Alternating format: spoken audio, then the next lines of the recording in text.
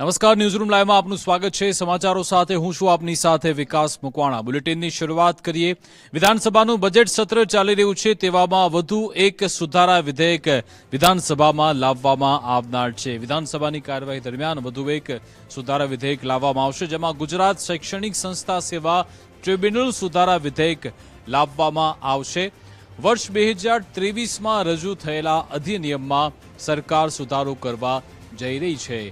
નોંધ કમી કરી નવી નોંધ ઉમેરી સુધારો રજૂ કરવામાં આવશે, તે માટેનું વધુ એક સુધારા બિલ રજૂ થવા જઈ રહ્યું છે। ટ્રિબ્યુનલ હસ્તક સરકારી યુનિવર્સિટીને પણ આ અંતર્ગત આવરી લેવામાં આવનાર છે। વિધાનસભામાં આ સુધારા વિધેયક રજૂ થશે, તેનો ઉદ્દેશ્ય છે ગુજરાત શૈક્ષણિક સંસ્થા સેવા ટ્રિબ્યુનલ સુધારા વિધેયક, જેમાં 2023માં રજૂ થયેલા અધિનિયમમાં સુધારો થશે।